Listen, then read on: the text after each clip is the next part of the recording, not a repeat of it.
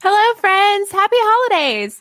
I hope whatever you celebrate, whether it's Hanukkah, Yule, solstice, Christmas, Kwanzaa, or nothing at all, you've had a great couple of weeks and you've found some joy in this dumpster fire that we call 2020. With that being said, I wanted to bring a little joy into the new year, and I'm giving away a care package to Patreon. So if you're already a member, you're already entered. Nothing you need to do, fam. But if you've been on the fence about Patreon and this is tempting, then it is patreon.com/historicalafpod. And the care package is going to have some cool stuff.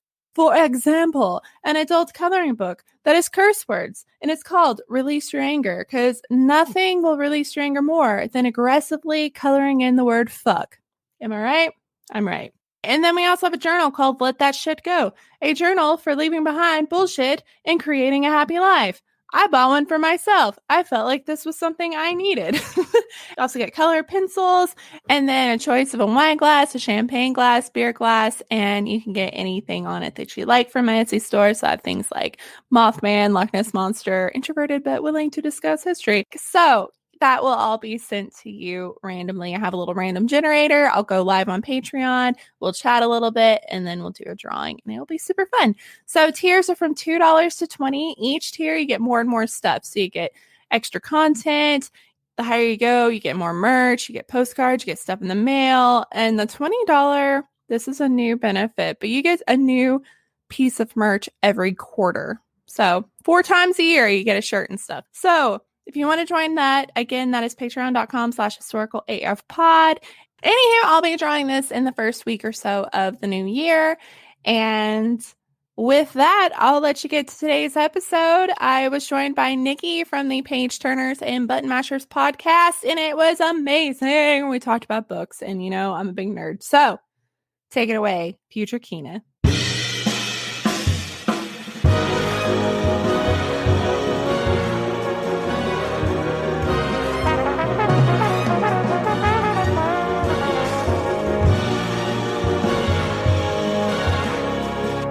Hello, Gigawater Gang. This is Historical AF. I'm Keena.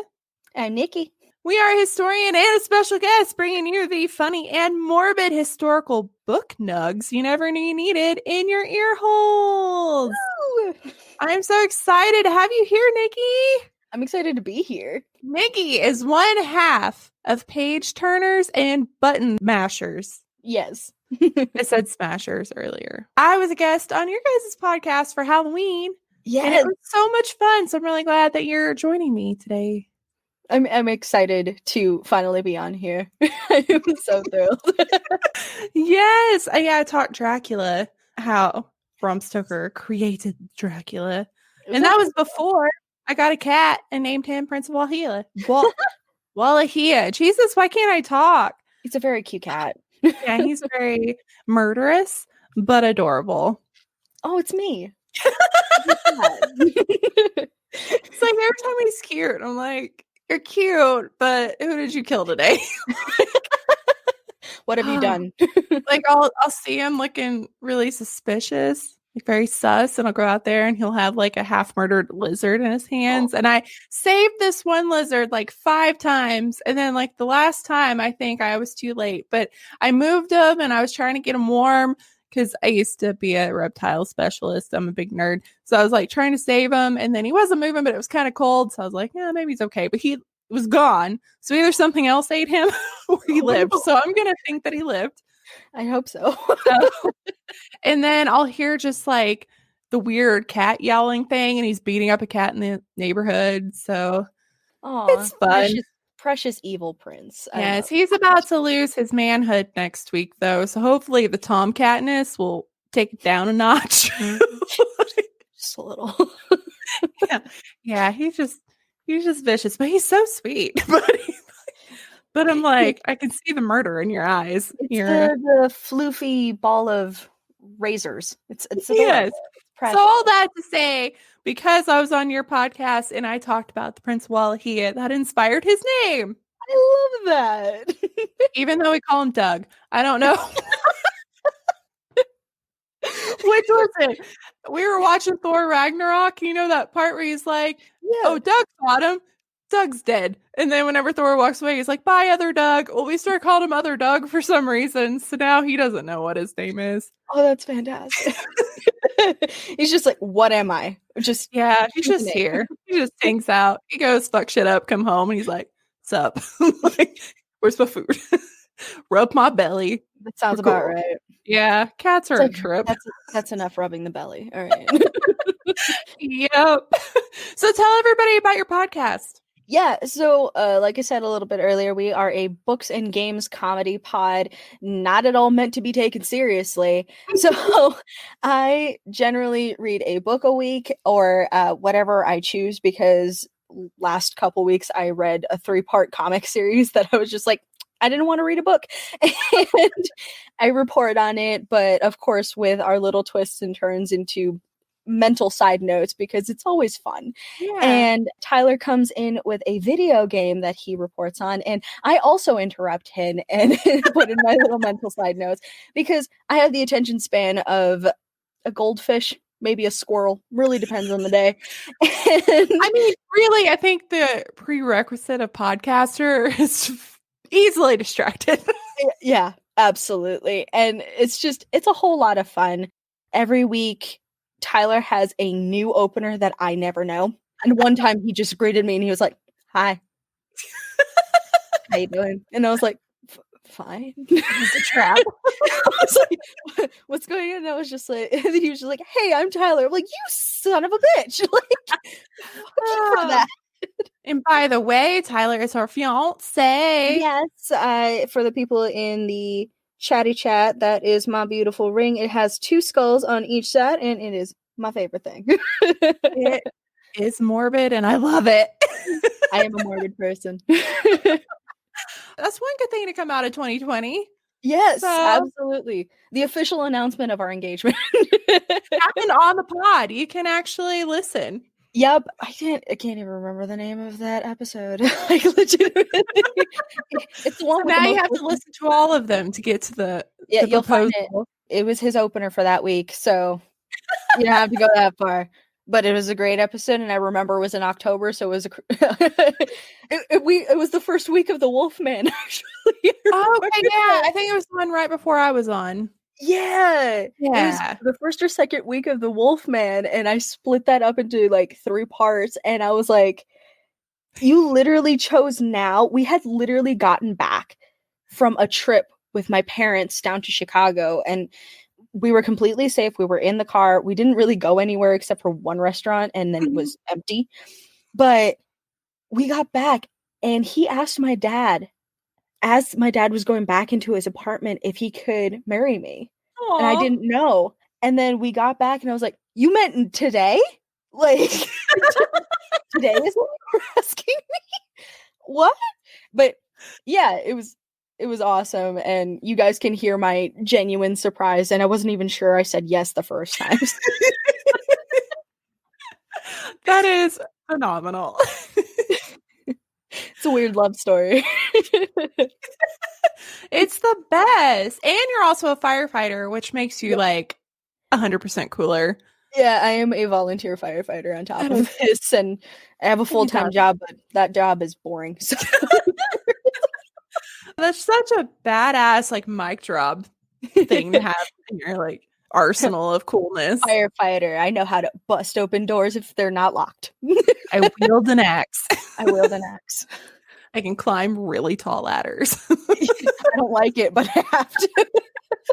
I am a 6-foot giant, and heights is like my kryptonite. I just can't. Even like 3 rungs on a ladder, I start being like, oh. Yeah, and we have to do this thing called a leg lock, which is literally when you put your leg through and then come back and hook it on the ladder. And the first thing he teaches you is that, basically.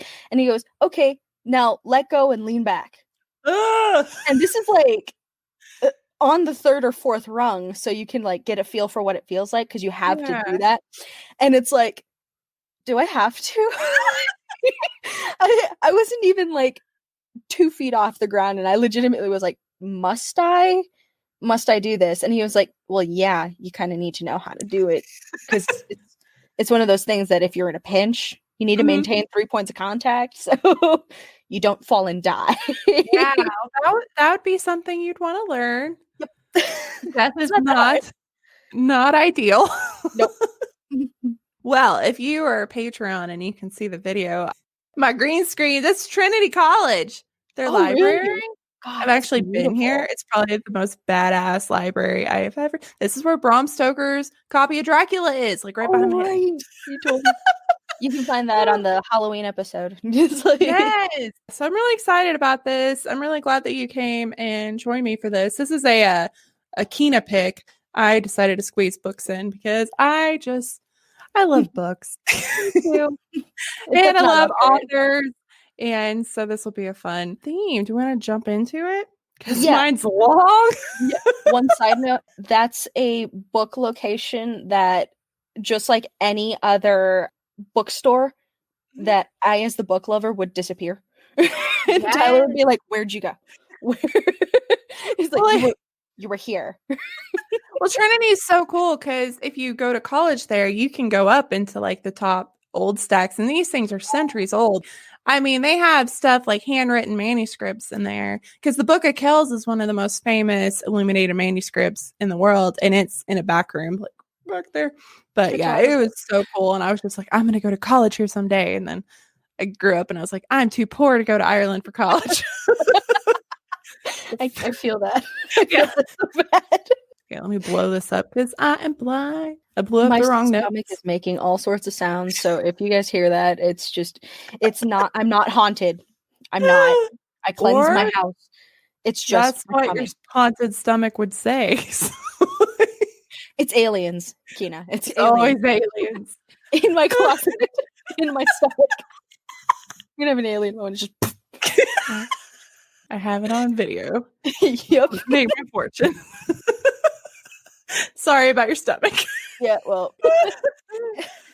Whew, all right. So for morbid, the first person I thought of when I thought of morbid authors or books was Edgar Allan Poe. Of course. Yes, he's a little gloomy fella, and his life and his death are as mysterious and macabre as his infamous stories. So I thought this was just perfect. A huge book of Edgar Allan Poe, like all of his works, like that thick, and I haven't cracked it open since I bought it. It's just so massive. Maybe this will inspire you to get into analyze something and just be like, well, that was weird. Embrace the dark and twisty. He's like the king of the dark and twisty. So buckle up, you beautiful humans. Shit's about to get really dark and sad. Yay. You have been warned. But luckily, she is funny, and she'll lift our spirits at the end. All right, so Edgar Allan Poe was born January 19th, 1809 in Boston, Massachusetts. His parents, Elizabeth Arnold Poe from London, England, and David Poe Jr. from Baltimore, Maryland, were traveling actors that died when little baby Muffin Edgar was just 3 years old. Oh, it's depressing. No, starting out real great. Well, probably. Let me explain. So, by all accounts, Liz was a lovely and successful stage actress. David, on the other hand, not so much. Quote, despite his attractive face, he just couldn't act. End quote. She's like, you're pretty, but you suck. Yes. That's ye old burn. Oh my God, I just blew up my head. Well, that's what I like to hear. There we go. We're good. All right. Another critic noticed Mr. and Mrs. Poe and said, quote, the lady was young and pretty and evinced both talent, both as a singer and actress. The gentleman was literally nothing. So it's going great for him. Another wrote, quote, this man was never destined for the high walks of the drama. A footman is the extent of what he ought to attempt. Oh, no. And apparently there was a lot of puns that they would turn Poe into poo. So very creative with the name. The hard-tempered and sensitive David may have, in fact, suffered from stage fright. That's what they think now. So that doesn't bode well for the acting. And he turned to the drinking. When Edgar was born, he realized his family was in financial crisis. He was freaking out. He sucked. He's probably getting like tomatoes in the face. So they're usually rotten, so it's And rather than ask his famous war hero father for help, he turned to his cousin George.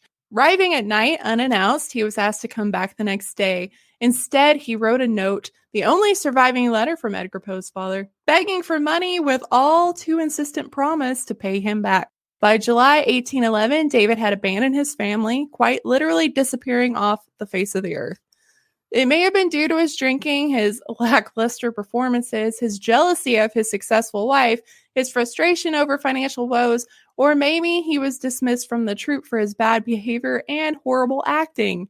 Or perhaps, if we believe rumors, he left when his wife was pregnant for the third time, which he was not the father. Dun, dun, dun. Oh, that's a rumor, though. There's no proof on that. It's a juicy rumor, though. I just realized that this is the first time people are going to be able to see my expressions as they happen, and that never happens. And I'm like seeing myself, and I'm like, oh yeah, I make faces. Another reason to join Patreon. Shameless plug. I am not a poker face person. Not Me either.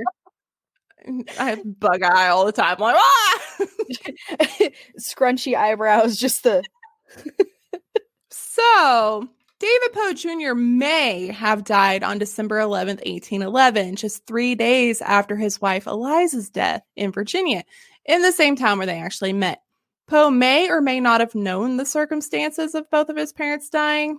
He was kind of known for making up his own autobiographical details, and he did once acknowledge that his father outlived his mother by a few weeks, but nobody knows if that's true because he might have just been exaggerating.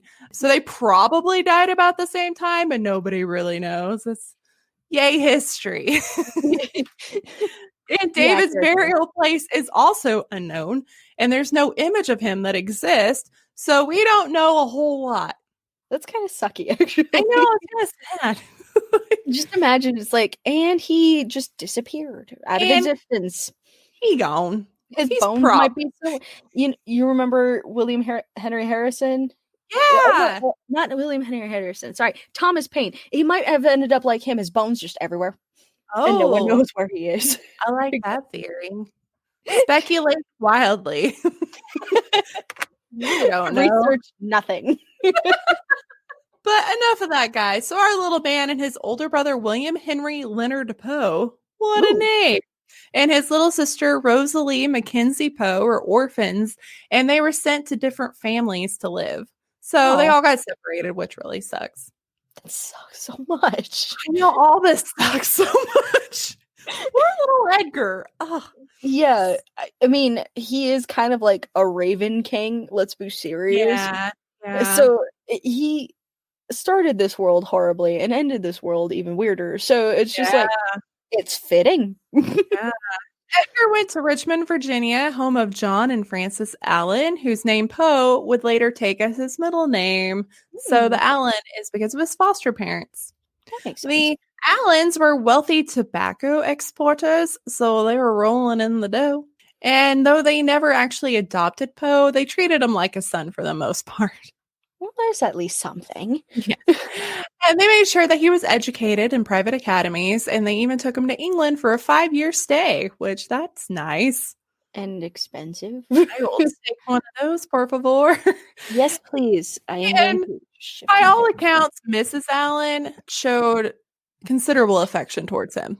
So as Edgar entered his teenage years, however, there was some bad blood developing between him and his foster daddy, Allen. He did not want our man Poe to be a writer. He thought he was ungrateful and decided that he was going to cut Poe out of his wheel. Oh my God, the will. The hillbilly came out. Wheel. Yeah, so his will. So I'm about to make this a downer, but I can hard relate. My dad thought I was ungrateful and cut me out of his will too. So I feel you, Poe boy. I feel you. Oh boy. Now he's a delicious sandwich. Yes. And then about 15 years old, he felt grief once again when his first love, Jane Stith Craig Stannard, died.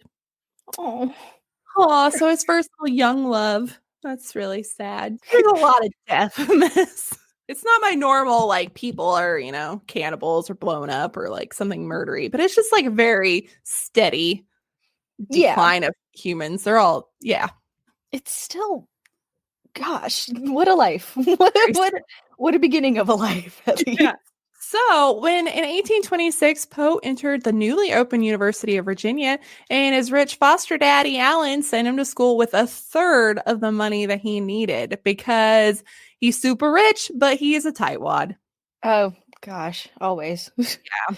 Thus begins a vicious cycle of poverty, which also makes our poor Poe very sad.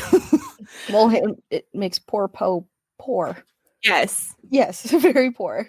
I keep saying that sucks, and I don't know what else to say because it's so shockingly terrible. Oh yeah, like all of it. Hey, it's just okay. Never mind. It's just a terrible roller coaster all the time. It's just like a steady downhill, just one after another. But he excelled in school. He was very intelligent and he was a prolific poet. But his literary talents were discouraged by his headmaster and his foster dad because he's like, "You're not going to be a writer." And he's like, "You're not my dad. You can't tell me what to do." You're not my dad. You're my real dad. And then his foster dad was like, "You're going to take on the family business. That's it." So preferring preferring poetry over profits. That's a lot of P words. Preferring poetry over profits, Poe reportedly wrote poems. Why 5 times fast? Jesus. Why would you do that to yourself? I don't know. Because when I'm reading it in my head, it sounds fantastic.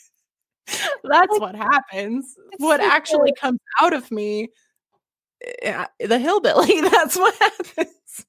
What actually come out of you? Yes.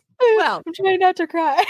So he would like rebel. So he reportedly wrote poems on the back of his business papers, being like, "You're going to tell me to take business classes? Well, I'm going to still be a poet." I mean, good. Little finger. Fuck you and fuck you. Yeah, that's pretty much. Absolutely. But he had so little money, because remember, he's only given him a third of what he needs to survive. He ended up turning to gambling in an attempt to make some green. Yeah. I bet you can guess how this is going to go. All the way down. Yes. In just 8 months, he lost $2,000 and was so poor that he was burning his own furniture for warmth. No. And your girl busted out the inflation calculator, and holy shit, that would be $52,571.52 today. My heart stopped. Hold on. It needs to come back. That is so much money. Yeah, that is. Poor guy. Ooh-wee. Yeah. Foster daddy Alan was like, "Fuck that," and refused to help. Poe was like, "Well, fuck you for not helping." And he ended up having to drop out of school because he didn't have the money. And that ended up being the final straw between him and his foster dad. They kind of went their separate ways. Fair. I hate to say it, but fair. It's like you kind of blew it. Yeah, like he could have easily. I mean, it's his. I see it both ways. Like, you need to learn your lesson, and you should have been gambling. But like, he wouldn't have been that poor and so desperate. He went to gambling if you would have just gave him the full amount of money to survive. Yes, exactly. I'm also right in the middle. I'm just like, yeah. There's so many things that could have gone right and could have gone better, but you're both so wrong. And they're both so stubborn. Yes. Yeah. So I'm stubborn. Jeez. Whole lot of note going on. A little bit of happiness. There was a girl. Her name was Sarah Elmira Royster Shelton, and it was his childhood neighbor and friend. And he had actually lost contact with her when he went to college. So after he was pissed off at his dad, he decided to go back home and wife her up. Ooh. Yeah, which was great. He was all hopeful. There were rainbows and I'm sure butterflies. But then when he showed up, she turned him down. Oh. And she became engaged to somebody else. Oh no. But apparently, while he was in college, he was sending her like love letters, but her dad didn't like him because he wanted to be a writer and he hid them. So it was like a freaking The Notebook situation. Oh, no. I've never seen The Notebook. Sorry. Spoiler. Thank you. But that's so stupidly awful. Yeah, like she had no idea. So of course she thought that he just left her and didn't ever write. And so she's like, of course I'm going to marry this other guy that my dad likes. And it's just so sad. My heart. I know. So now he's heartbroken. He's mad at his parents or his foster parents. So he decides to sign up for a 5-year term in the U.S. Army. Oh. Which I didn't know he was in the Army. So I didn't know either. He just seemed too grungy too. Yes. Well, he kind of joined this to think that he would have time to write, which he did. So in 1827, the Tamerlane and other poems were published at his own expense. But he was able to do that while he was in the Army. So that kind of worked out. Unfortunately, nothing that he wrote at this time attracted any attention. So 2 years later, he learned that his foster mom, Frances Allen, was dying of tuberculosis. But by the time he returned back to Richmond, she had already passed away. Oh. So this is like the 4th person that has died now. Keep a tally. Yeah. And she treated him very well. She treated him like a kid. So I'm sure that one really hit pretty hard. That would hurt. Yeah. So while he was in Virginia, Poe and Foster Daddy briefly made some peace with each other. And Allen actually helped Poe pay his way out of the military, which is apparently a thing that happened back then. You just throw money and then they'd let you out. And he set him up with an appointment in the United States Military Academy at West Point. So there at West Point, he excelled in his studies, but he was kicked out after a year for his poor handling of his duties, which... During this time, he was fighting with his foster dad because he had remarried without telling him. And he was like, how could you do that to, my mom, blah, blah, blah, blah. So a lot of people speculate that he intentionally got expelled just to spite him. Fair. Yeah. So it's like he didn't show up to drills and he didn't do stuff like that, which, military big no, he can't do that. So no. So they're on the outs again. This time he decided to look for some of his birth father's relatives in Baltimore, where he was promptly robbed by one of his cousins. Gotta love those cousins, man. So he finally found some good luck, and he moved into the home of his Aunt Maria Clem and her daughter Virginia in Baltimore, Maryland. So this is the first decently good thing that's happened. So, yay! While Poe is in Baltimore, John Allen died, leaving Poe out of his will like he promised. But he also provided for an illegitimate child that he had never met before. That's like the ultimate just stab in the heart, Like, I cut you out of the will, but I'm also just going to throw money at somebody I've never met. I think my brain's funny. What an a-hole. I don't like him. Yeah, absolutely. It's amazing that he never took the Allen out of his name, but probably more for the mother, not him. Yeah, that's fair, actually. I would assume. I don't actually know. Speculating wildly, once again. No research. All the speculation. Oh, man. So by then, Poe was living in poverty and had started publishing his short stories, one of which won a contest sponsored by the Saturday Visitor. And through connections he established through the contest, he was allowed to publish more stories and eventually gained an editorial position at the Southern Literary Messenger in Richmond. Things are finally looking up. Yay! And it was this magazine where Poe finally found his life work as a magazine writer. Oh, really? What? Yeah, I know, right? I had no idea. I didn't either. And, it seems like things are looking really good, right? Yeah.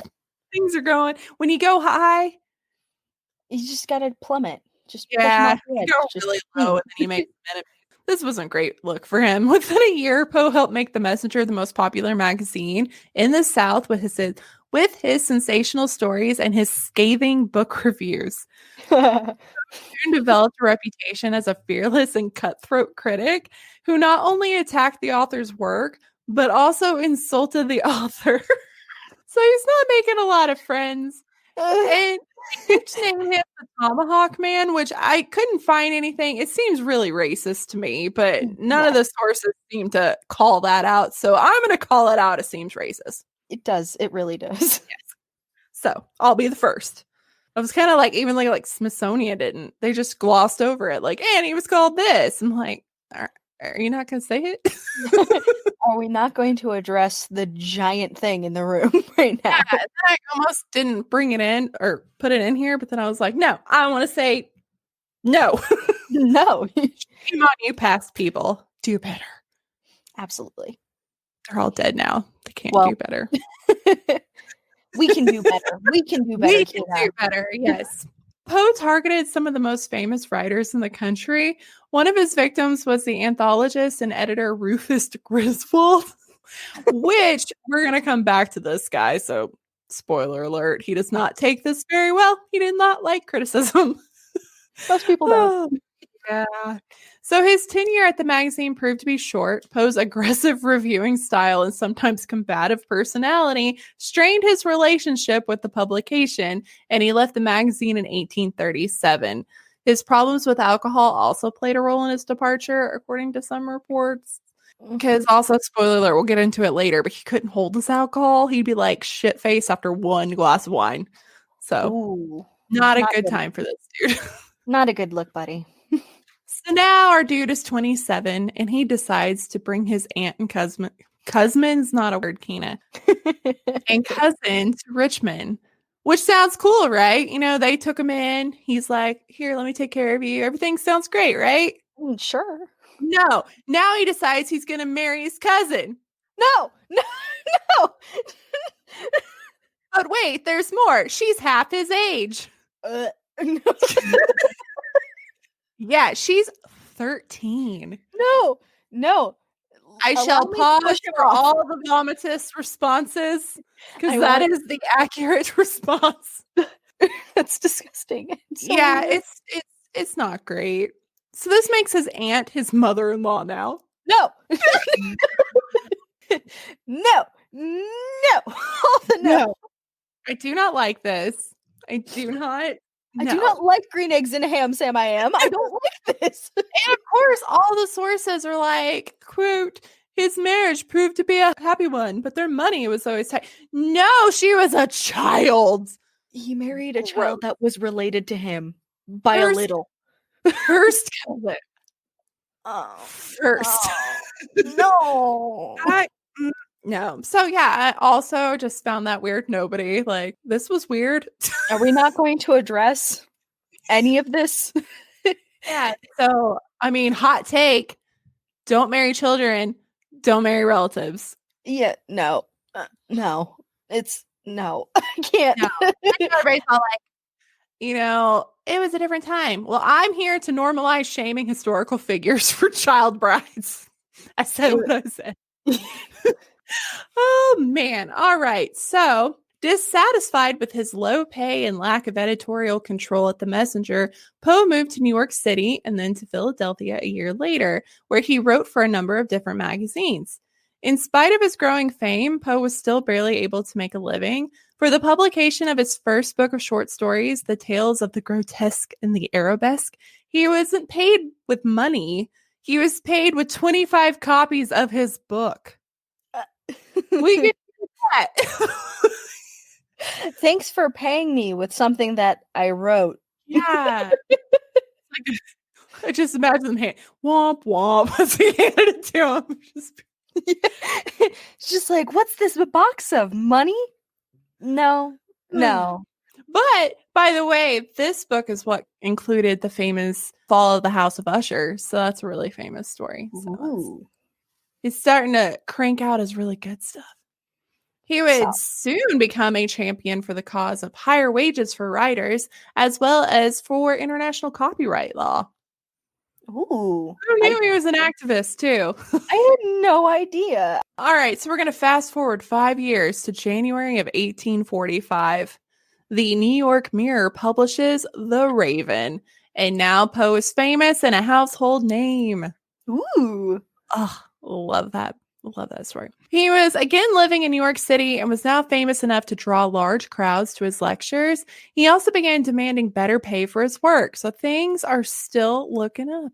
He published 2 books that year and briefly lived his dream of running his own magazine when he bought out the owners of the Broadway Journal. Ooh. Things are looking good again, right? I'm waiting for the cliff. No.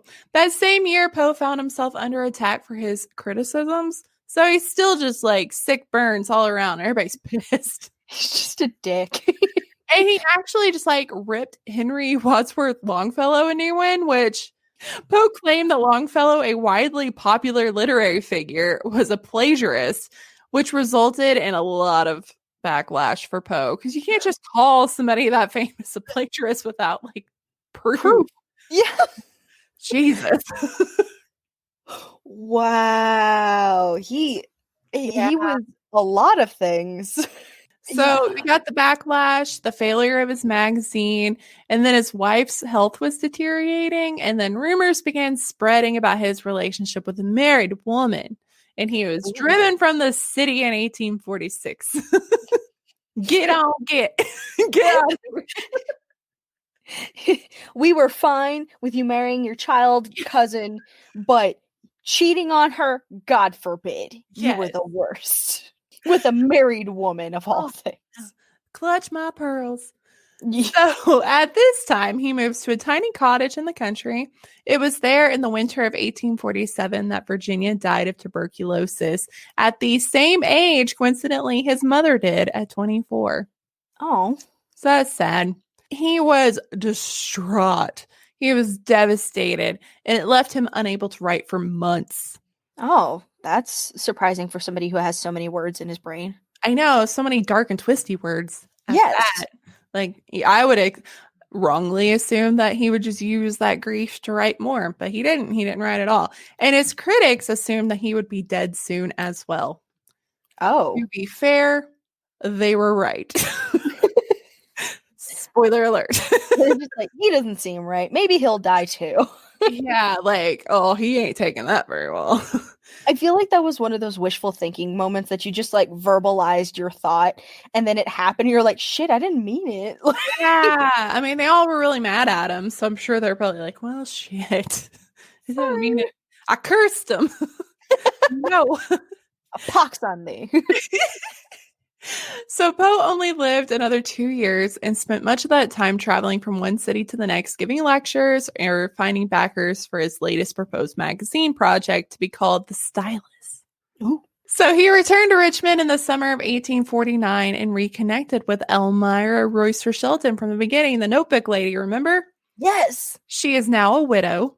Oh. And they allegedly became engaged and intended to marry in Richmond after Poe returned from a trip to Philadelphia and New York. So he was going to do editing for somebody's book and do a few other work-related things. And then they were going to go get hitched. Woo. I'll get into why I say allegedly again engaged at the end. Because there's a lot of conflicting information. Like, this sounds like a spoiler. Yeah. So now things are going to get super weird and mysterious. Yay. So Poe had his business in Philadelphia and he was off. He left Richmond on September 27th by an old-timey steam engine, and the next day he stopped in Baltimore. Mm-hmm. So everything seems normal. Everything seems right on track. But no. The next 5 days he disappeared without a trace and nobody knows what happened. That's it. I'm sorry, just the fact that he just poof.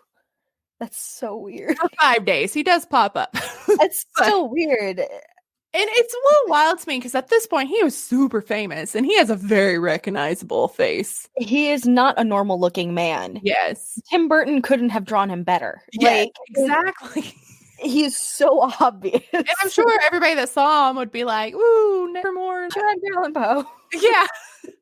Will you sign my Raven? How did you acquire a raven? Yeah, so I just find it interesting that his recognizable creepy face was not recognizable for 5 days. But then again, in 1849, it's probably very easy to disappear because there's no surveillance. There's no cell phone to track you. There's no like digital records like checking in or ATMs. So maybe it is a lot easier to disappear. Yeah, you could have gone off the grid like super quick. All people really had to do was walk into the woods for like 2 days and then just be like, hey, I haven't seen him since he walked that direction. Anybody have any idea what happened to that person? Well, it's true. Like 1849, like a lot of states didn't exist yet. So it's all right. So we're going to fast forward to October 3rd. Poe was found by an employee of the Baltimore Sun. He was delirious, immobile, and dressed in shabby clothing, which he was also known to always wear like very tailored, very snazzy suits. He was what you think of when you think of Edgar Allan Poe. He was also discovered in a gutter outside of a public house, which is a bar. Yeah, what? Yes. And some sources actually claim that he was found inside the bar, but I chose this version because that's what the Smithsonian says, and it's the Smithsonian. So we're going to go with the gutter. Yeah. It is important to note that at this time, the bar was being used as a polling place. Wait. I'm sorry. Okay. So all of these people were like there, and they just kind of went, oh, that dude's been just kind of in the gutter for a bit. And I'm sure they just ignored him until that writer probably was like, wait a minute, that's Edgar Allan Poe. Holy shit. Yeah, and he ended up like writing a letter to one of his friends or something being like, I just found Edgar Allan Poe in a gutter. What do I do? It was super weird. Somebody call IXII. Which, by the way, like, how great would it be to vote in a bar? Right? Because back then they gave you free booze after you voted. So that's just... Oh, come on. That would be fantastic. We're already losing our minds with the last election. So I would have definitely taken a drink after voting. 100%. So our man's not doing so hot. And he's taken to Washington College Hospital, where he spent the last days of his life far from home and surrounded by strangers. Even worse, they assumed he was drunk, so they put him in essentially a drunk tank ward of the hospital. And he was never quite well enough to ever detail what actually happened to him. It's really sad. His last days wavered between fits of delirium. He had visual hallucinations. And the night before his death, according to his physician, Dr. John J. Moran, Poe repeatedly called out for Reynolds, a figure who to this day is a complete mystery. Reynolds. Huh. All I could think of was like Reynolds pamphlet, but I'm like, wrong time, Keena. Really? Because I was thinking of like Reynolds wrap like aluminum foil, but that is not at all relevant either. Yes, and nobody knows who that person is. It's to this day, nobody is able to figure out who he's talking about. I wonder if somebody like drugged him. Speculation. But I really wonder if somebody like drugged him and his name happened to be Reynolds, which he like happened to trust for like 5 days. It's and possible. Then suddenly just like he appeared in the gutter because this guy was just like, I'm going to dump him here. Yeah, I mean, nobody's going to care. There are a lot of theories. But Poe died on October 7th, 1849 at the age of 40. And some claim that his last breath he uttered, quote, Lord help my poor soul. Oh, that's sad, actually.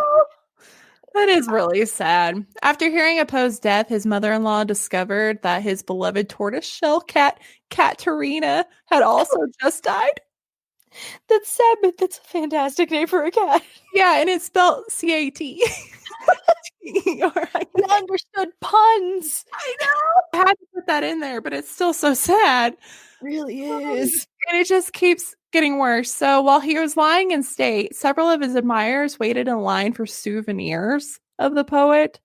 His attending physician, the Moran guy I just talked about, said, quote, the body was visited by some of the first individuals of this city, many of them anxious to have a lock of his hair. Poe's friend Joseph Snodgrass saved a clipping, which is now in the Poe Museum. It was like a real thing in the 19th century. People were like, hair.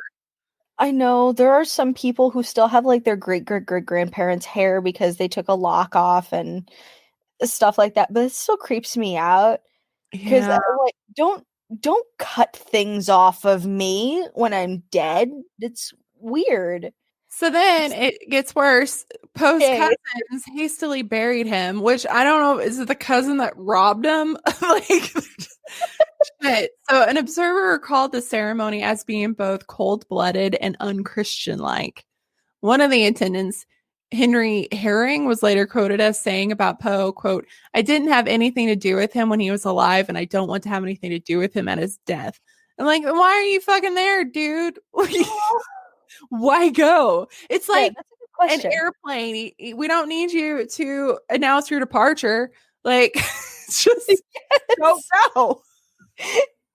It's like the people who like get angry on like Facebook groups and they're just like, "I'm leaving. This is the last straw." Blah blah blah. It's like, leave. Yeah, you don't have to tell us.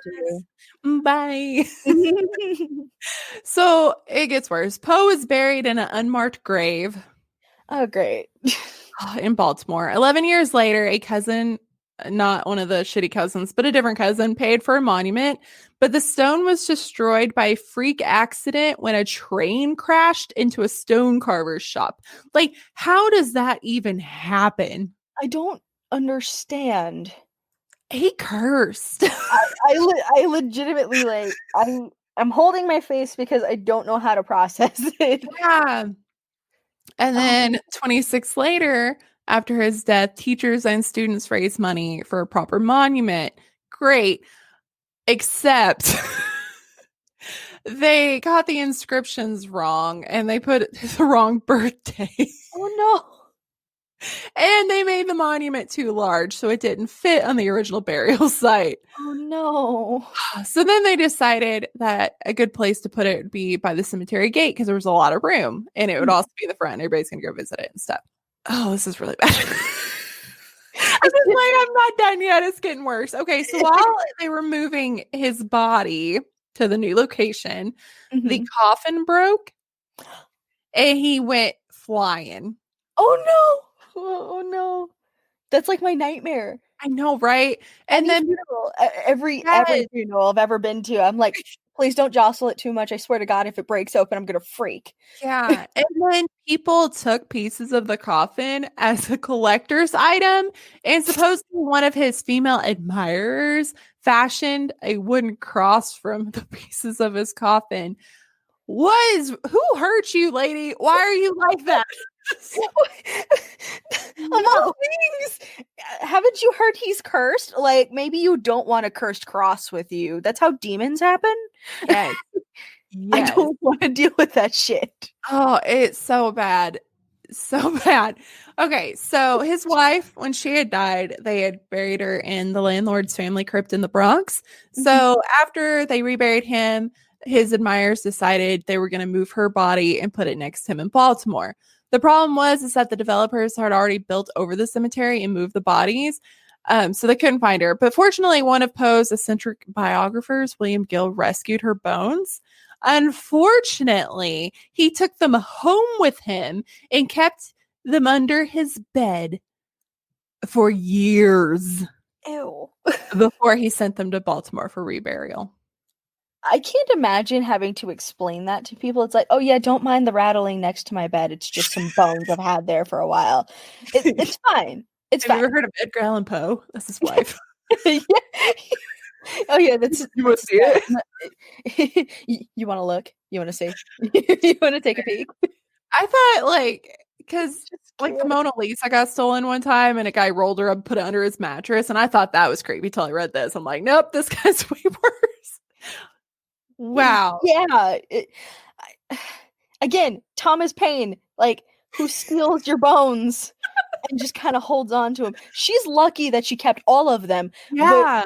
The only ones that I know that people have claimed to have is a piece of his skull, his pinky, and a bit of his leg bone. Nobody knows where the other 200 odd bones have gone. Yeah. Yeah. So, all right, back to death. All right. So, although his death certificate listed the cause of death to be phrenitis or swelling of the brain, there is a lot of mysterious circumstances surrounding his death that lead a lot of people to speculate wildly about the true cause of his demise. And I should also add that they didn't do an autopsy. So they're just guessing. So that doesn't help anybody either. All the speculation, none of the research. I swear to God, that's the mantra for this episode. So, quote, maybe it's fitting that since he invented the detective story, he left us with a real life mystery. And that's from the curator of the Poe Museum, Chris Simpner. Well said, Simpner. Yeah, so I thought that was really well. Okay, so now we're going to run down the theories. Theory number 1, ruffians. Sure, why not? Biographer E. Oak Smith, in her article, Autobiographic, why can't I say that word? Autobiographic Notes, Edgar Allan Poe, wrote, quote, at the instigation of a woman who considered herself injured by him, he was cruelly beaten blow upon blow by a ruffian who knew no better mode of avenging supposed injuries. It is well known that a brain fever will follow. And I don't buy this because we'll get into it in just a little bit, but there's somebody who completely just slandered his name. So there were these like ideas going around that he was this drunken womanizer, and none of that stuff was true. That guy made it up. So I think that this came from that. That's what I would, assume. There were other accounts that said ruffians had beaten Poe senseless before his death. Eugene Didier, which when I read this, I thought it said Diddler, and I was like, oh, unfortunate name. That's not it. Eugene Didier. It's still unfortunate. Let's be serious. So Eugene Didier wrote in his 1872 article, The Grave of Poe, that while he was in Baltimore, Poe ran into some of his friends from West Point. And so they were like, hey, let's go get a drink. And he was unable to handle his liquor, became madly drunk after a single glass of champagne. And his friends left him, and then at that point in his drunken state, he was, quote, robbed and beaten by ruffians and left insensible in the streets all night. Okay, that's... Since he was known to have not been able to handle his liquor, that one's more logical. That one seems more doable. I think the first one was more of the slander, but I mean, it would make sense that he got beaten up. Theory number 2. Poe fell victim to a practice known as cooping. And this is a method of voter fraud practiced by gangs in the 19th century where an unsuspecting victim, so in this case would be Poe, was kidnapped, disguised, and forced to vote for a specific candidate multiple times under different disguised identities. So that would explain why he was in weird clothes, because that was one of the mysteries, if they were dressing up as somebody else. So voter fraud was extremely common in Baltimore around the mid-1800s, and the polling site where Poe was found was known to be a place where coopers brought their victims. And the fact that Poe was found delirious on election day might not be a coincidence. Over the years, cooping theory has become one of the more widely accepted explanations for his strange demeanor before his death. So before Prohibition, voters were given alcohol after voting as a reward. So if he had been forced to vote multiple times and forced to drink every time, he would have been literally hammered. He would have been gone. And again, with that not being able to handle his liquor thing, he could have had severe alcohol poisoning. Yes, he could have been just completely gone. Yeah. So that makes a lot of sense. It would explain why he was in a gutter. It would explain why he's wearing weird clothes. Wouldn't know where he was at. It would also explain why he's saying a different name. True, yeah. Because if he was like, oh, I'm voting as this person, he would just be saying whatever name that he was supposed to be saying. It just usually, people have a tendency to repeat themselves near end of life. And I hate to say it like that, but they do. And they try to get important things out, but they just, no logic. So it's interesting to think about that one. That's an interesting theory. Yeah, I think that one's pretty interesting. The third theory is just booze. It was well documented that our man just couldn't hold his liquor, and the records show that even one glass of wine would have him staggering drunk, and his sister had the same problem, so it seems to be like it was hereditary. Ooh, so that's pretty interesting. Biographer. God, I am smart. Jesus. Those are words. Biographer Archer Tally Weiss wrote that Poe's doctor had warned him that another bender would probably kill him. a few months before his death because he was an alcoholic. So that actually inspired him to join the temperance movement. And some believe that he just epically fell off the wagon and phrenitis was just a polite way to say death by alcohol.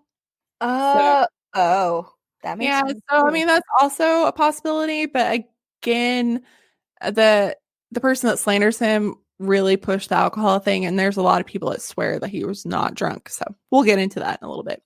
Theory 4 is carbon monoxide poisoning.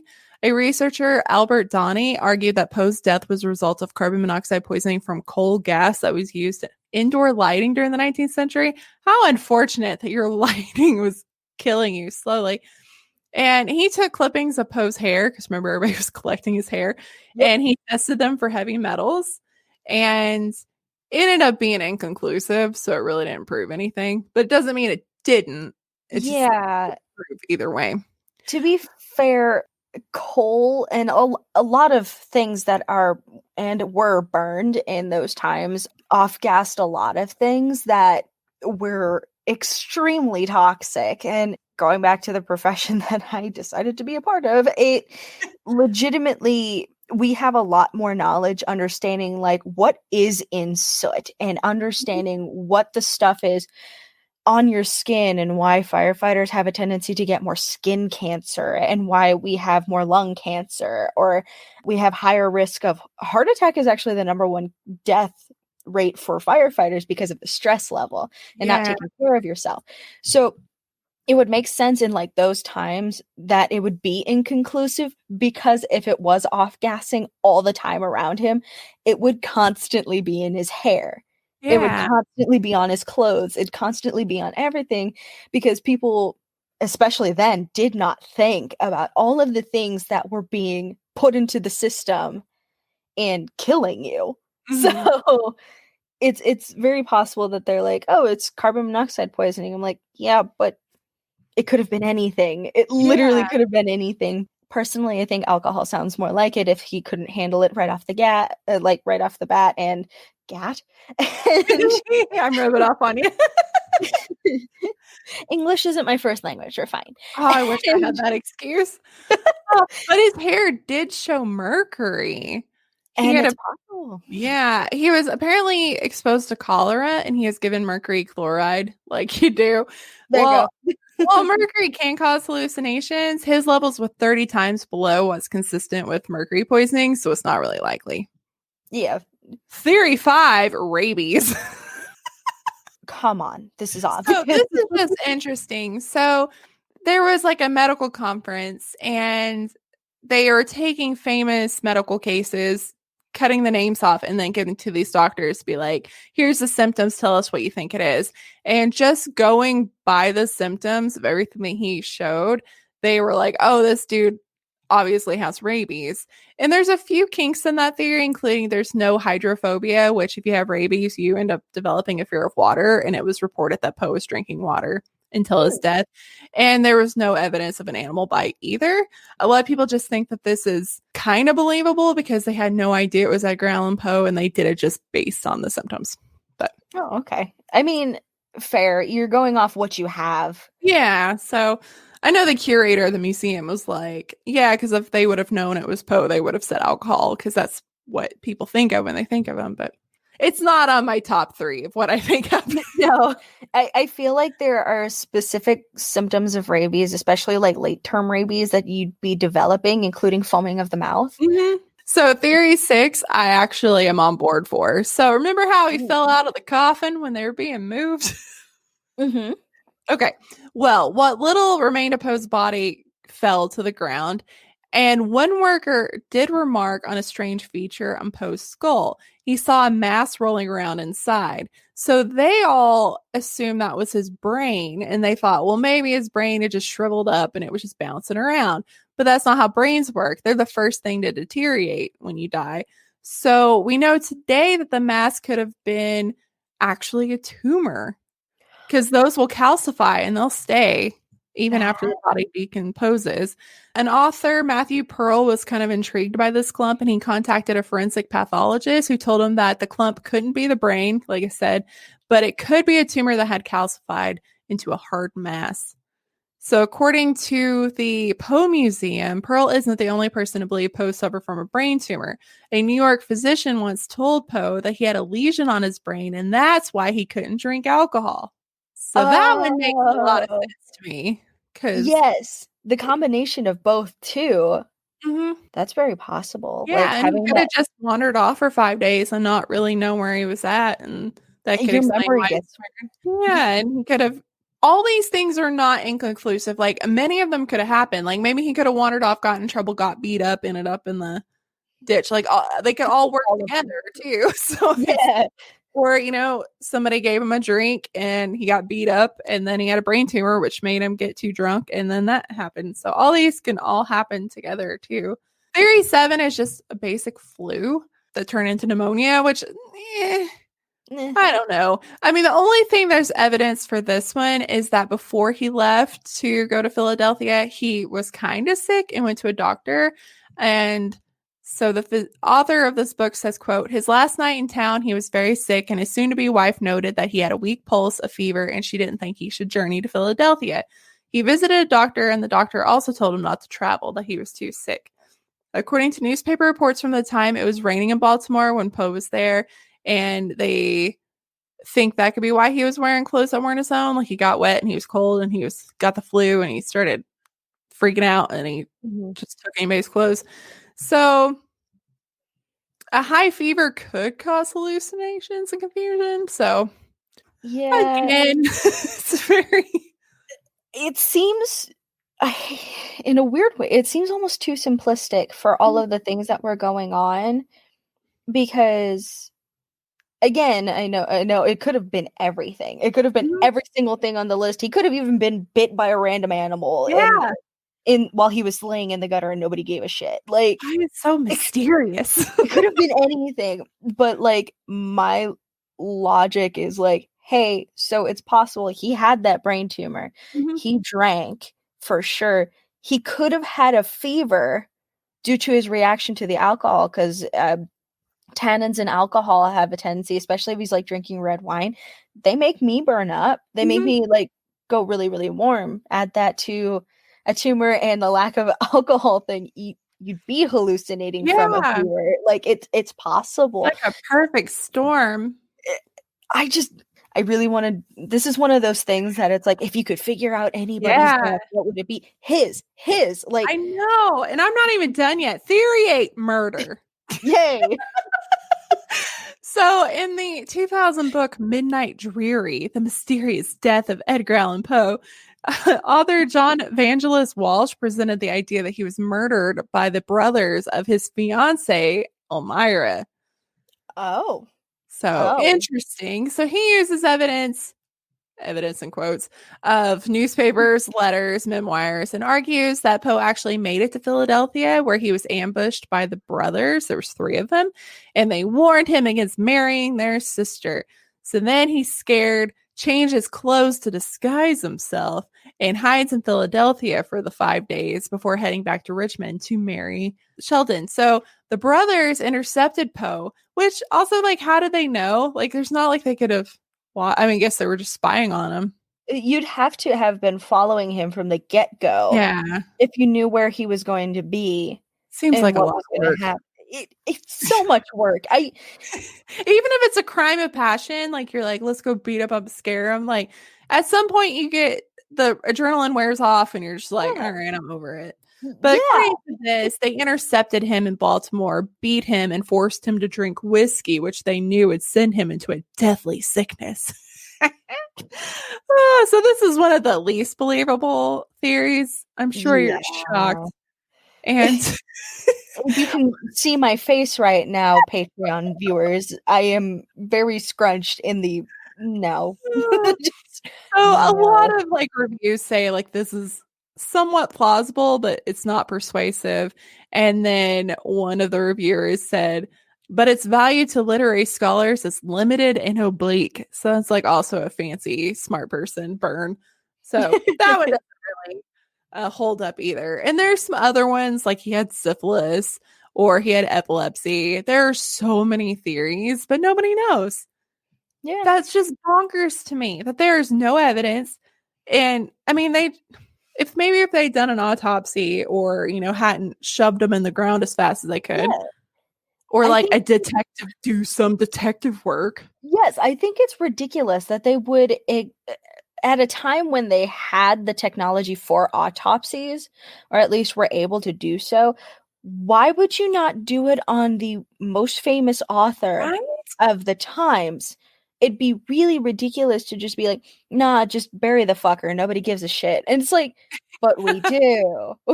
Yeah, it's a lot. So real quick, right after Poe's death, his literary rival Rufus, remember that guy? Yeah. He wrote a really libelous obituary of the author in a misguided attempt for revenge because he was still pissed that he was mean to him. Of course he was. What author wouldn't be? So he followed the horrifying obituary with a memoir in which he portrayed Poe as a drunken, womanizing madman with no morals and no friends.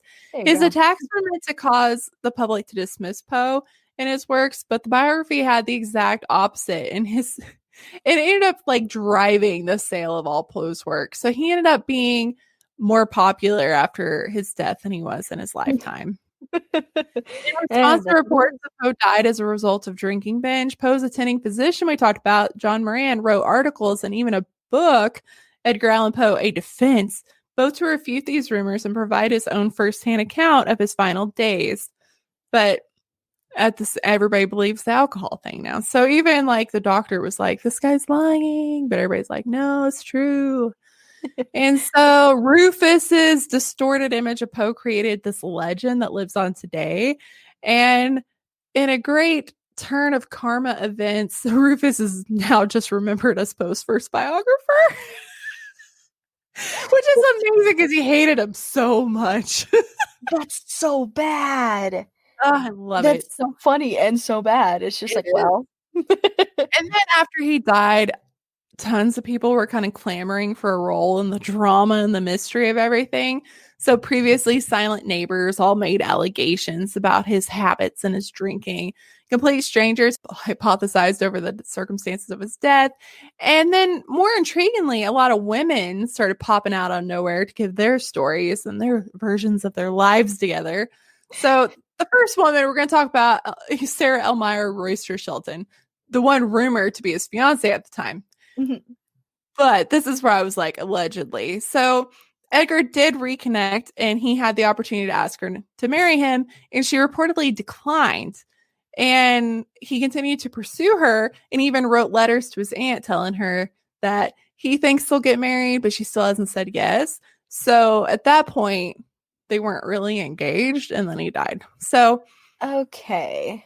That makes sense. Yeah. And in the letters, it just kind of seems like he's not sure it's really going to happen, but he was like hopeful.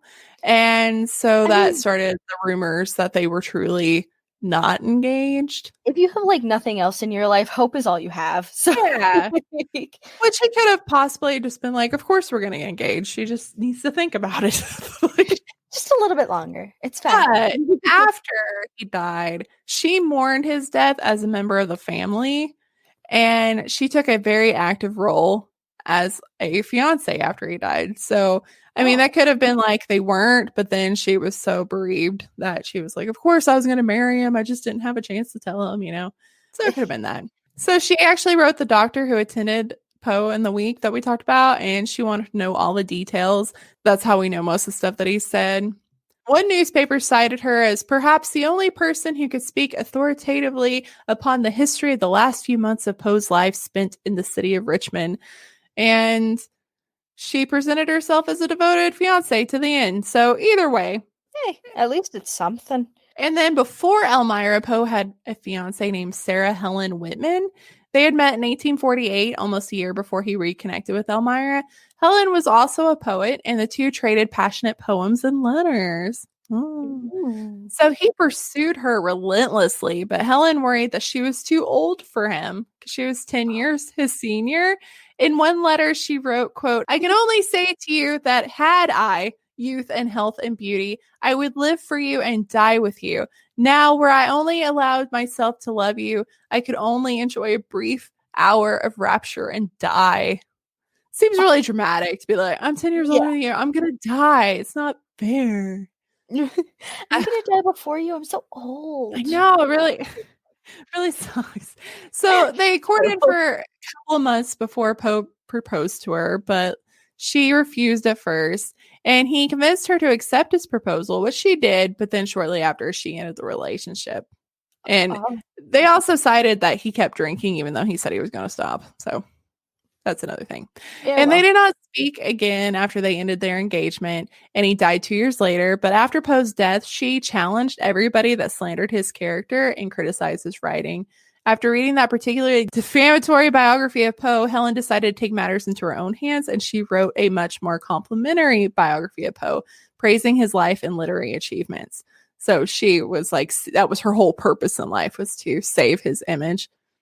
That's still really nice. I know.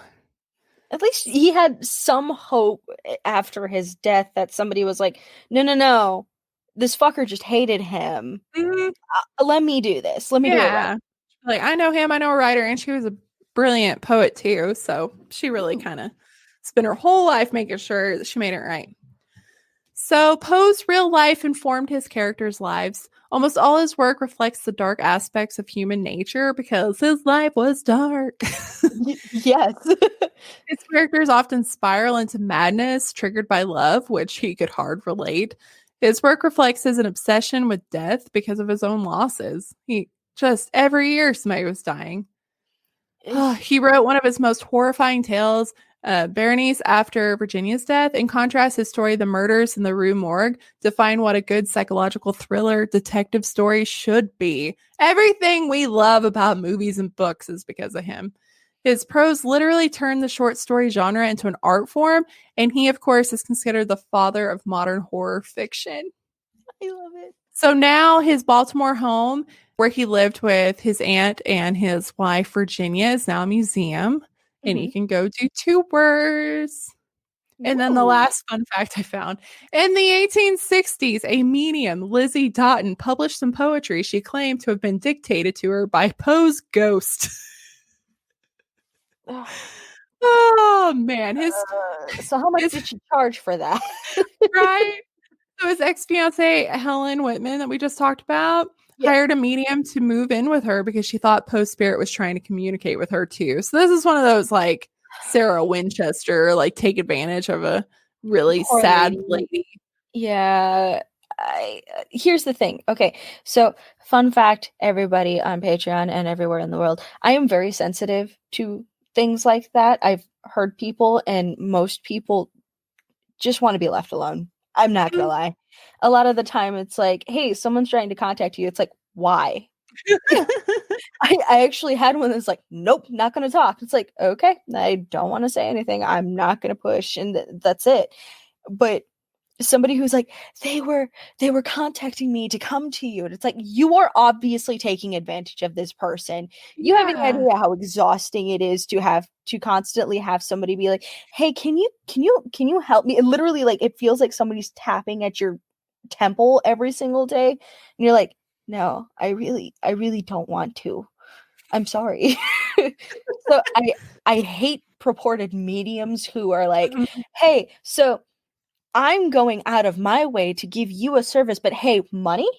And I'm like, no, it should just be it's a gift. It should be treated as a gift, as, hey, I can give you some peace if you want it, but if you don't want it, that's fine. You shouldn't be going searching for it. And that's how you end up with things like the Winchester Mansion, which is cool, but it's rude. It's terrible.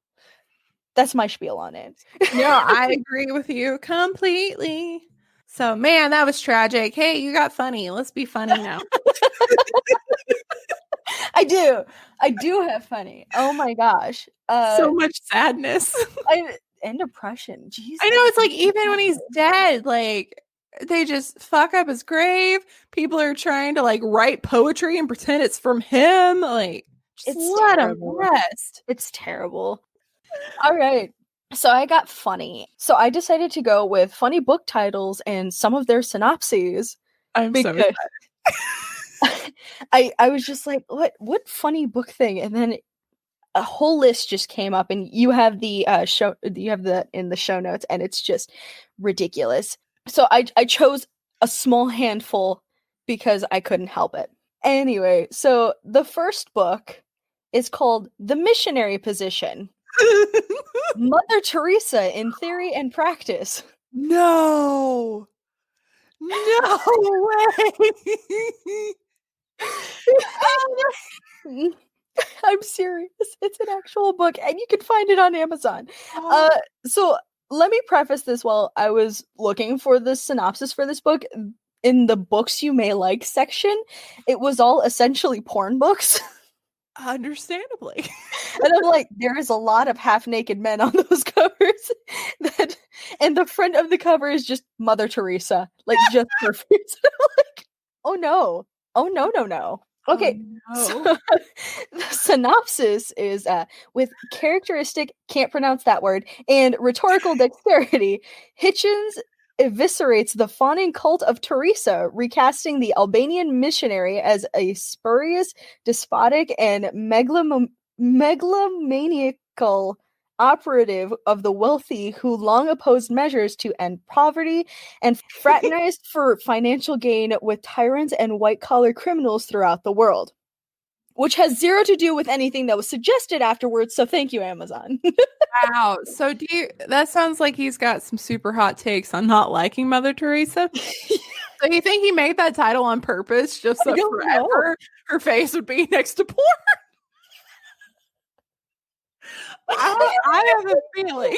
I have no idea, but the worst part is this was a singular run-on sentence. It was a lot. It was just comics, comma. And I'm like, oh my god, make the sentence end. Wow. Wow. I am floored. I was, that was the first book too. I was just like, and I was literally like, and we're off to a running start. Oh, this is great. So the next book is The Best Dad is a Good Lover. Oh no. Oh, I just choked on my spit. That got me. Okay. I'm sorry about that. My laugh is really high-pitched. So The Best Dad is a Good Lover. So this one, interestingly enough, comes in a pocket-sized softcover book. So I initially was like, okay, so what is this about? What could this possibly be about? I couldn't find a general official synopsis on this. It wouldn't tell me anything. So the general thing I found is that this isn't supposed to be a fictional book. Oh. It's about a guy who maintains happiness in his home, but it's just like so terribly titled. Oh. And it's not like that. It's not like happiness in his home. It's like how he is he's like a holy man who tries to keep balance in his actual household by being a good lover to his wife. Oh, dear. And I'm like, but you made this pocket sized? I don't understand. You know how many people have to how many hands these things go through before it publishes, and not one person was like, maybe we should reconsider that. Yeah, so shameless plug. I read a book called The Eye of Argon. The episode is called Confused Unga Bunga.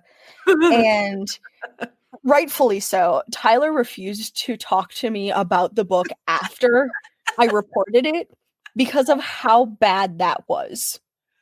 It was so tremendously bad that we were like, what is this? The words saggy nipples came out. Like, can nipples be saggy? And it gets better. I was on staff when I read that book.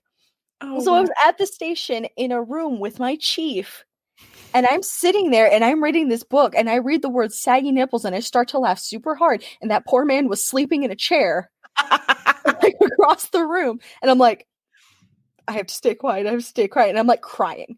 It's so bad. So I question who let that book get published, and nobody knows. It's out there. I mean, as somebody who I'm trying to write a book, yeah, it's going great. But even when I did a book proposal, I had to do a proposed title. So even before they even took my book on, they asked me the title. So it goes through so many people. This is blowing my mind that not the person was like, hey, can you come up with something new? It's weird. To be fair, there is a book out there called Falling in Love with Coronavirus. Oh. And I was asked to read it, so that might be coming up at some point. And I haven't bought it yet because I couldn't logically purchase a book titled that, and they personified coronavirus as a man. So, weird. We'll figure it out together. No words. No, none. Anyway, so the next title is Alone in the Woods with Scoutmaster Mike. Oh. Yeah. Oh. Yeah. So, while searching for the synopsis for this one, I found it on a list from Pinterest titled 14 Inappropriate Classic Children's Books to Snuggle Up With. Oh, now that's a good title. I didn't even go into the thing. I was just like, wow, it's on that list. Unfortunately, I can't find a synopsis for this one either. They just won't let me find it. I'm like, I would have to find and read the book in order to tell you what it's about. It's so I feel bad. like it is exactly what we think it is. That's my guess. I don't know if the book was by Chuck Tangles. No, I don't think it was. I can't remember. Chuck Tingle. However, the next one is also synopsisless. It's called The Magical World of Rectal Probes by Dr. Dick Lickens. Wait. Wait. I want to Google that name, but I don't want to have that in Google search. It's Dick, but Lickens with 2 Ks. Likkens. Okay, I'm doing it. Yeah. Sorry, FBI agent that's watching me. So there are also children on the cover of this book, quizzically looking at a doctor man who is looking at a very interestingly shaped thing. Oh no. Yeah, it's like a... Oh no, too much porn came up. Too much porn. No, okay. Back. I'm dying. Back. That didn't work out. Okay. I'm crying. Oh god, that was so much porn.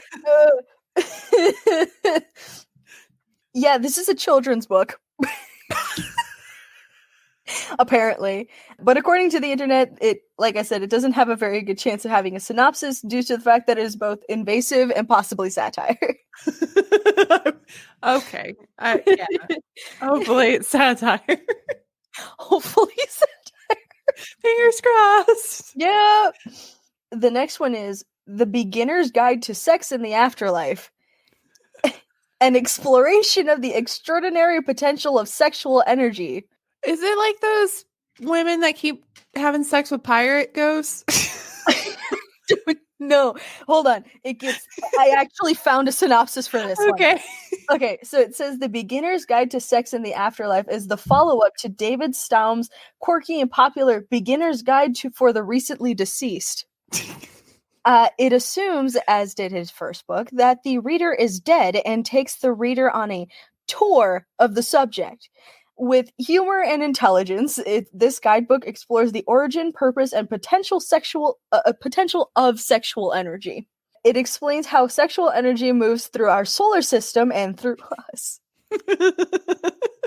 Readers will also learn how to work with sexual energy for a richer and more fulfilled life, balance their masculine and feminine energies, and improve the quality of their love. Oh my god. Yeah. Like sounds space boners. All I think. Metaphysical boners. What's that in the sky? It's a giant boner. Oh god. Man, these things exist. I know they do. Okay. I'm crying. Some of the names that I got off of this list were ridiculously bad, and the last one was the first one that Tyler read in that photo that I sent to everybody in the Twitter group, and it is called The Big Book of Lesbian Horse Stories by Alyssa Circus. Oh. And the tagline says, "With these Sapphic sisters saddle up, ecstasy is only a hoofbeat away." Oh dear. It is under the title.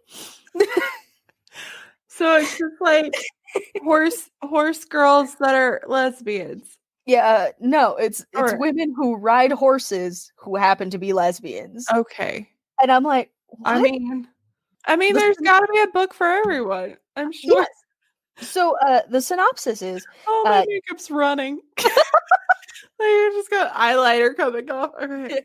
I have achieved what I came here to do.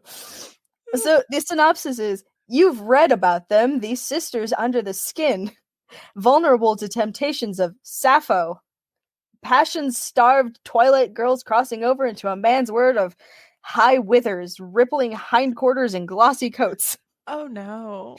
Meet women like Pauline in Miss Bernard's unit, the country girl bereft of feminine influence who comes of age in World War I and comes undone in the arms of a worldly debutante.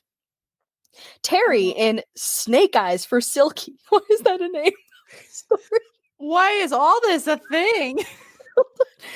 Lacking, what was that, like, lacking feminine whatever? Feminine influence. Okay, so then there's Terry in Snake Eyes for Silky, a jockey from the School of Hard Knocks who falls hard for a whip-wielding gangster's maul and finds that she must choose between her heart and her horse.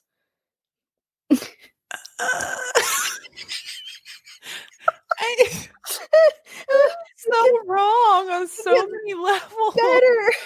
And it says innocents like Lena and Lily in The Chosen Horse, who bond over the sad fate of a cart horse and their unspoken need to tread the waters of Lesbos. Oh, like the place? That's clever. And a world-class jumper like Julie in Lady Snow, a champion tempted by irresistible rhythms of the bisexual Eurobeat. A young girl like Oriola in like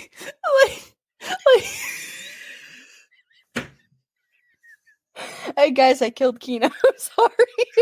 It's like this person was like, what's the closest thing to boob terms that are not boob terms? Let's make that so they just changed the A in areola to an O. That's her name. Oh, and I have no idea who's a horse and who's a lesbian at this point. Okay, so great. So the name of this story is called Pastures of Passion, who follows a lost foal to a curious farm girl and her own destiny. And those are the titles and synopses that I have for you. And I had to stop after a while because Tyler's laptop got infested by really weird things, and he's just like, oh man! And you can have the picture of him literally yelling at me, "What is my search history? What is happening?" I'm still confused by the last one, but wow, there was a lot going on. I'm sorry. I'm so sorry. Oh man, and wow. They kept getting worse after that, and I'm like, no, I need to stop. Like, I can only handle so much before you start laughing so hard that I'm like, my head was starting to hurt, and I'm like, oh my god, this is gold. And well, thank you so much for joining me. Tell everybody how they can find your podcast. Yeah, so you can follow us on Twitter at Turn and Mash Pod. That's mostly me. You can follow us on Instagram at Page and Buttons Podcast. You can send us an email with your own stories, and that can be book stories, like how you reacted to something, if you found it funny. You can do like something that happened while you were playing a video game, something. Make up a story. I don't care. Like, just send it to us. We'd love to do a listener Just story. email me. Email me. I'd love to do like a listener story thing someday. Then we have our Facebook group, Page Turners and Button Mashers podcast. It's kind of a closed group just because we just want you to agree to the guidelines. Just don't be a dick, basically. Kind of obvious with most places. And then I think that's it. We do have a Patreon ourselves as well. I go off on a rant after reading the Percy Jackson series and then watching the movie. It was a blind rant, and in the sense I didn't have any notes because I just dissected it and I went crazy. And Tyler was just like, oh yeah, they forgot this. I'm like, they fucking forgot this person. They didn't exist. And so that's on there. So that's patreon.com/Page and Buttons podcast. If you don't want to do that, you can support us on Buy Me a Coffee, which is buymeacoffee.com/Page N, the letter N, Buttons. And then we have merch on TeePublic. So we're kind of having a mini battle with whose team Page Turners and whose team Button Mashers, and it's I'm losing. So oh no, I'm losing by 1, and I'm like, ugh. Oh, come on, book nerds, we can do this. Come on. So it's TeePublic, and then usually Page Turners and Button Mashers, all one word. You can find our store. If not, I'll give Kina the link tree, and you can find everything there. Yeah, I'll put it in the show notes and the website. Yeah. Oh, well, I'm so excited. This has been so much fun. Absolutely. I'm so glad that you've joined. And I'm sorry mine was so long, but I had fun. Yeah. You made me cry. So my job is complete. Yeah. Yes, we are all team Page Turners in this nerdy neck of the woods. So we got you. But yeah, I'm going to let you eat because your stomach is rebelling. Yeah, it's angry at me. I don't know what's going on. Well, thank you again. And we'll have you back sometime. Absolutely. Anytime. I want to thank Nikki again for joining me for this episode. I had so much fun. And I'm not going to lie. As soon as we got done recording, I went into the living room and Zeke was watching TV. And he's like, what happened to you? You look like a raccoon. I had laughed so hard that my mascara had run and I looked like a trash panda. So that's fun. It was really attractive. And if you would like to watch these episodes live and comment along with us and see all the bloopers and all the deleted scenes, because this episode was almost 4 hours, guys. It's amazing. So if you want to watch all that on videos, that is Historical AF Pod at nope, that's not it. It's patreon.com/Historical AF Pod. And speaking of Patreon, I have some shout outs today. I'm super, super excited. So first of all, we have a new member of the fam, and it is Spooky Charlotte, which you might remember from some extra AF stories that were sent in. Spooky Charlotte is an amazing account. If you guys aren't following them on Instagram, please do so. It is at Spooky CLT. And they got some of the coolest merch ever. I know I've shared it a lot, but it's like a really cool Ouija board shirt. And I'm a big fan.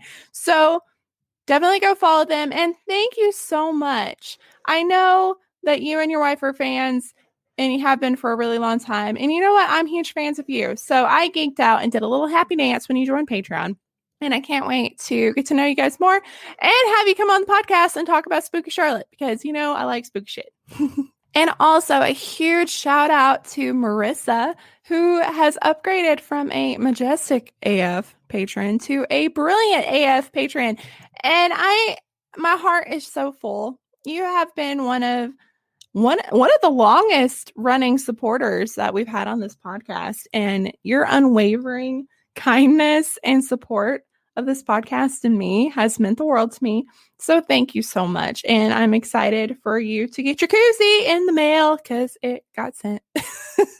So thank you both so much for just being part of this family. And I appreciate you so much. And I'm not going to get mushy because then I'll start crying because I'm a big ball of mush right now. Anywho, if you want to join the fam, patreon.com/Historical AF Pod. And you got to sing it too, just like the pod. Anywho, if you'd like to send in a story for the Extra AF episodes, that is historicalafpod@gmail.com. You can also email me if you have an idea for a segment, or if you would like to throw your hat in the ring to be a guest. You can do that too. Just email me, historicalafpod@gmail.com. And finally, merch. We have some sales coming up in January, and that is shop.spreadshirt.com/historicalafpod. I've added a couple of new stuff. We have a new Words Are Hard that's like Scrabble, which is pretty fun. And then I have a lot of Fuck Columbus stuff because, listen, last episode I said it probably like 8 times, and I decided to put it on a shirt. So there's that. Thank you guys so much for listening. I can't wait for next week. I actually convinced a TikToker to join me, and I'm going to fangirl because I really like her TikToks. They're so much fun. We're going to talk about fandoms for part 2. Her name is Zoe. It's amazing. And I'll see you next week. Okay, bye! Hello. Welcome to Highlights of History. I'm Emily. And I'm Kara Mia. This is a show where we get down and dirty with famous women, men, and non-binary figures of history who may or may not have graced your 4th grade history class. or your Apple News articles. We love a side of salacious with our history, so we decided to look into our favorite people who have been painted as harlots, tramps, vamps, floozies, trollops, strumpets, whores, femme fatales, mistresses of the night. Did you know that Mata Hari was not a double-crossing murderess? Did you know that geishas are not sex workers? We are your resident amateur historians, and we will be drinking wine, eating chips, smashing the patriarchy, and re-educating ourselves on everything we thought we knew about history. So pour yourself a fizzy drink, kick your kids out, and only let in animals over the age of 18.